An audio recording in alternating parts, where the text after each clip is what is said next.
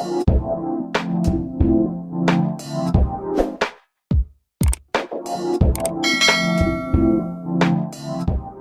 everyone, this is D, Movieman, fellow cinephile, popcorn addict, and emerging film critic, coming to you with reliable recaps, reviews, and reactions. And I am once again officially closing out the year with my top 10 most disappointing films of 2025. Similar to my favorites, these are the films that weren't necessarily the worst, but absolutely did not resonate with me, didn't click, so let's just say you may be surprised by what you see here. And of course, I'm going to start with my dishonorable mentions. The Sandcastle, directed by Maddie Brown. I appreciated the atmosphere. I love that this film was trying to use a surrealist structure and way of storytelling to highlight the atrocities of war, but it never actually grounded itself into a concrete, this is the story we're telling, this is what the characters are seeing and dealing with in this moment. It just continued to stay in that surrealist form of storytelling, which I understand, but unfortunately it ended up feeling more frustrating than effective. Friendship, directed by Andrew DeYoung. Good gracious, this was depressing. Maybe there was supposed to be some dark humor here because of the main character and what he was experiencing, but to me, I was just like, is this film going to end with this character deciding that life isn't worth it? Like, are we going to see his 13th reason? Because that's what it felt like for me. It was just like, goodness. Is this man just reviled by everyone in his life? I don't know if that was the point or not, but it did nothing for me. I just felt like it was such a mean-spirited film, and that may have been the point, but the comedy, the story, the message, it just did not work for me at all. The Woman in the Yard, directed by Jaume Colette Serra. As always, I am here for Black Horror, Black Horror, Black Horror. And this is, of course, a film that involves another great performance by Daniel Deadwyler. I do appreciate the story that was being told here, but in the end, it felt extremely hollow. And in the end, it just ended up being such an underwhelming, hollow experience. Superman, directed by James Gunn. This film has confirmed for me that me and Superman just never stood a chance. And I'm not even saying that just in favor of Batman, but I just think that no matter what, in my trajectory as far as film, television, video games, Superman is just, it's never going to be up in a way. We are going to stay on the ground.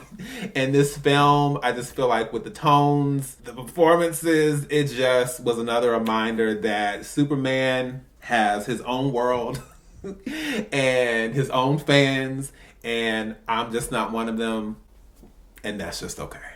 And lastly, we have Him, directed by Justin Tipping. Great concept, weak execution. I think that despite a really solid performance from Marlon Wayans, this felt like a music video and it had all the substance of a music video. If we're telling a story here, we have to ground it in something deeper. And I was waiting for that. And considering the football industry, the sports industry, especially as it relates to blackness and black athletes, there's so much we could have explored here, but it never gets there. And from there, it just continues to coast on vibes and just throws everything, including blood spatter, at the wall, which absolutely did not work for me. Now, moving on to my main list, we have at number 10, Captain America Brave New World, directed by Julius Ona. I don't know what it is about me being doomed to watch the most mediocre / disappointing films when I meet up with my friends. I had the chance to see this in Durham with Mike, Anthony, and Ryan, which normally would be great, but I just think considering the legacy of Captain America within the MCU, this just did nothing. And again, it's not even the fact that it's a bad film. It's just such a nothing burger. Like the characters, the dynamics, even Hulk is just like, okay, yay, for 5 minutes. And then, yeah, it's another example that the MCU continues to struggle for reasons that are quite honestly beyond me. At number 9, we have Shadow Force, directed by Joe Carnahan. Again, I'm here to support the Black narratives, especially of agents, of spies, of a family, going to war for each other, going up against the baddies. I love that. But this was not it. I enjoy Omar Sy, I enjoy Kerry Washington, but this never came around to being something that was truly effective. This writing, the action was all of it was just so bleh, honestly. At number 8, we have Keeper, directed by Osgood Perkins. Listen, this and The Monkey in the same year. I'm sorry, Osgood, but you're going to have to come just a little bit harder for me. And I think it's more frustrating here because the potential of the concept is really memorable. The creature designs are also very memorable. But the narrative and the structure, attempting to hold it together, is an absolute wah, wah, wah, wah, wah. At number 7, we have The Old Guard 2, directed by Victoria Mahoney. I don't get it. This was one of the standouts of 2020, especially in a year that was not fun for a lot of people. But I think all things considered, it was such an enjoyable, engaging premise with intriguing characters, pretty memorable action sequences for the most part. And 5 years later, this is what we get. A film that is building up to another sequel when nothing in the actual build-up really happens. Like, what's going on with these characters? What's going on, with anything here? Another sequel that adds very little and subtracts a whole lot more. At number 6, we have Death of the Unicorn, directed by Alex Sharfman. This film is trying to be edgy, it's trying to be clever, it's trying to be subversive and satirical, but it doesn't succeed at any of those things.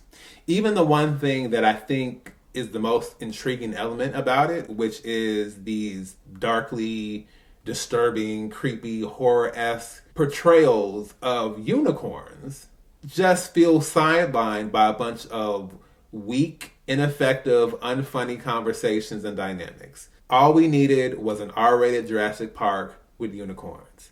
That's all. At number 5, we have Our Times, directed by Chava Cartas.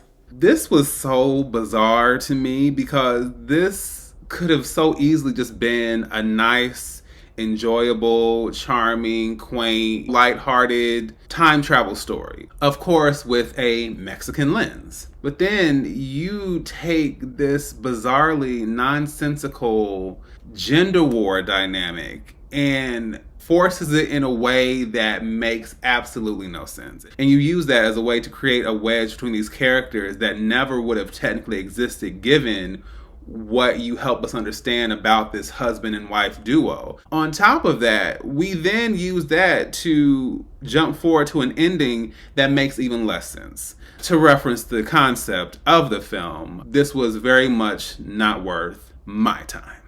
At number 4, we have Wicked for Good, directed by John M. Chu. And yes, it hurts. Believe me, it hurts seeing this here. I think what worked so well about the first film is that it took what worked, the first act of the musical, and truly expanded and elevated it in multiple ways. Visually, performance-wise, story-wise, and so much more.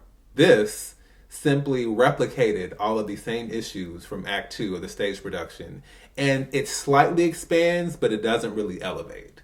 And it was right there. There are so many wasted opportunities here, and that's the issue. Now, I will say as a faithful adaptation, it is. So, if you're expecting to see what you saw on stage, yes. But given what John M. Chu did with the first film, I think it made this feel all the more disconnected and ineffective.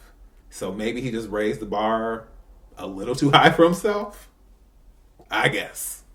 At number 3, we have Jurassic World Rebirth, directed by Gareth Edwards. Watch the review. Watch the other video similar to this one that's on the Latino slant. John Williams, cease and desist. Tell these people to stop using your score, because at this point, it's just straight up disrespectful. At number 2, we have One Battle After Another, directed by Paul Thomas Anderson. I'm so confused. This is some bullshit. I am baffled. I don't know what I was expecting from this, but it's not what I saw. I just will say, Tiana Taylor being nominated for this as opposed to her performance in 1001 is baffling to me. The story dynamics and character portrayals were also baffling to me. The runtime and pacing within that story and the political dynamics, it together just was an entire cluster of foolishness that I did not have time for. I am so glad people are enjoying this film, but I can absolutely say I am not one of them.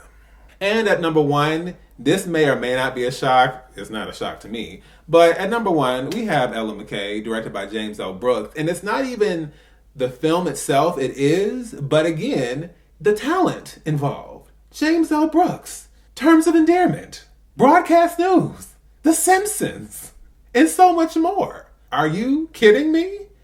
No. I mean, I've never seen a film that attempted to have so much to say while absolutely saying nothing.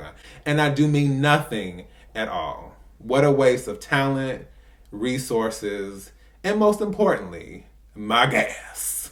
Without a doubt, my number 1 most disappointing film of 2025. As always, please feel free to drop down and leave your thoughts below regarding this list/ranking. Do you agree? Do you disagree? I'm sure some of y'all are like, what's up with some of these selections?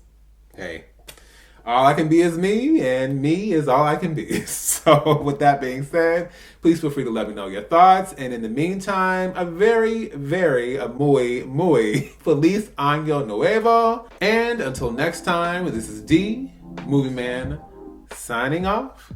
And I'll see you at the movies.